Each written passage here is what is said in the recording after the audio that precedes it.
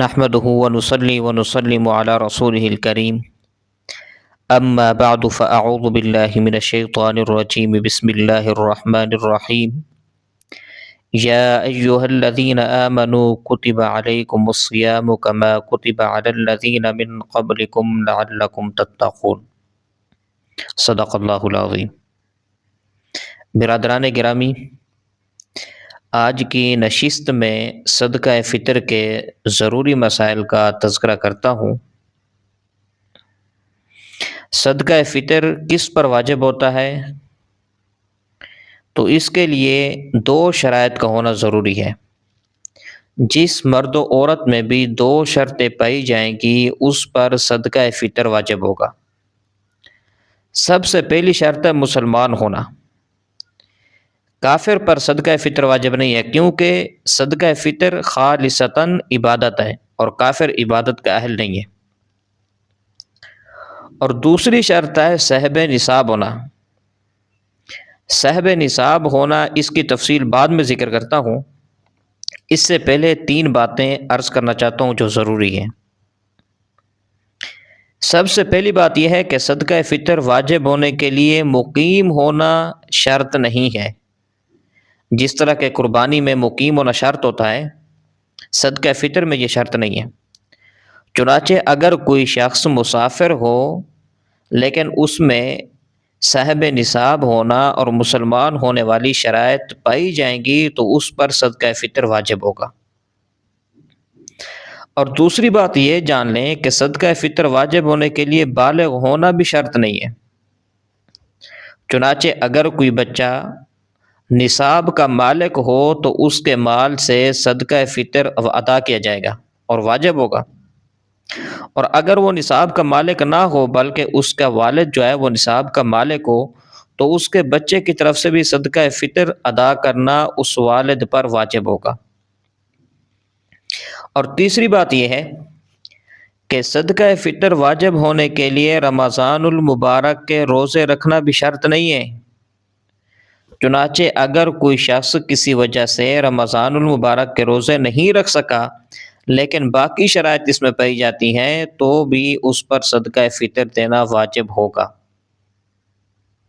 اب یہاں پر یہ جان لیں کہ صدقہ فطر کے جو وجوب کا نصاب ہے وہ کیا ہے۔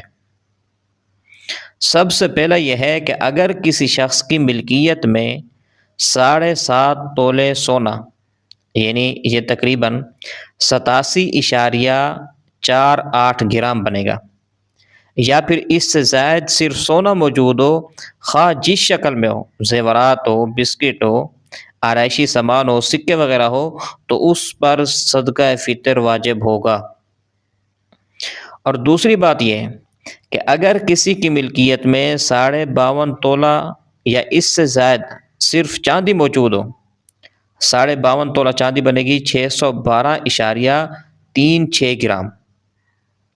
اب وہ جس شکل میں ہو، زیورات، بسکٹ، آرائشی سامان، سکے وغیرہ جس شکل میں بھی ہوگی اس پر بھی صدقہ فطر واجب ہوگا۔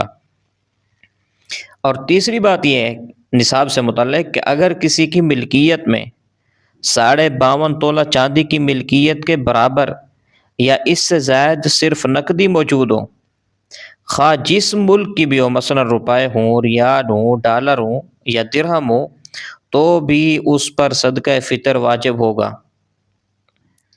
چوتھی بات یہ ہے کہ اگر کسی کی ملکیت میں 52.5 تولہ چاندی کی ملکیت کے برابر یا پھر اس سے زائد صرف تجارت کا مال موجود ہو تو اس پر بھی صدقہ فطر واجب ہوگا۔ پانچویں بات یہ ہے کہ اگر کسی کی ملکیت میں 52.5 تولہ چاندی کی جو مالیت کے برابر ہے یا اس سے زائد از ضرورت سامان موجود ہو تو بھی اس پر صدقہ فطر واجب ہوگا۔ اسی طرح چھٹی بات یہ ہے کہ اگر کسی کی ملکیت میں جو 5 چیزیں ذکر کی ہیں، یعنی سونا، چاندی، نقدی، مال تجارت اور ضرورت سے زیادہ سامان کی، ان کی تھوڑی تھوڑی مقدار کی مالیت یا ان میں سے کوئی 1، 2 یا پھر زائد چیزوں کی مجموعی مالیت 52 تولہ چاندی کی قیمت کے برابر یا اس سے زائد موجود ہو تو بھی اس پر صدقہ فطر واجب ہوگا۔ تو یہ صدقہ فطر کے وجوب کا جو نصاب ہے اس سے متعلق مسائل تھے۔ اور یہاں پر جو مال تجارت ذکر کیا ہے اور زائد ضرورت سامان کا مطلب کیا ہے اس کو ذکر کر دیتا ہوں۔ یاد رکھیں کہ مال تجارت کا مطلب یہ ہے کہ اگر کسی چیز کو خریدتے وقت نیت یہ تھی کہ اسے بعد میں فروخت کر دیں گے اور یہ نیت تاحال باقی بھی ہو تو اب یہ چیز مال تجارت میں شمار ہوگی، لیکن اگر کوئی چیز خریدتے وقت اس سے آگے فروخت کرنے کی نیت نہ ہو یا اس وقت تو آگے فروخت کرنے کی نیت تھی لیکن بعد میں نیت بدل گئی تو ایسی چیز مال تجارت میں شمار نہیں ہوگی۔ اور ضرورت سے زیادہ سامان کا مطلب یہ ہے کہ وہ سامان جس کے بغیر انسان کی بنیادی ضروریات پوری ہو جاتی ہوں۔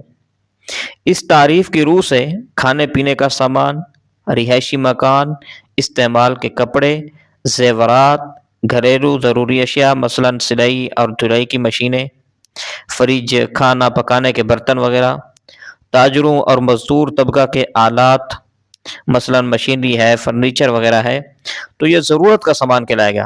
اور ایسا سامان برتن اور کپڑے وغیرہ جو بنیادی ضرورت و حاجت کے نہ ہوں، سال بھر میں ایک بار بھی استعمال نہ ہوتے ہوں تو وہ زائد از ضرورت شمار ہوگی، اور ایسی صورت میں اگر وہ 52.5 تولہ چاندی کی یا اس سے زیادہ کی مالیت کو پہنچ جائے تو بھی اس پر صدقہ فطر واجب ہوگا۔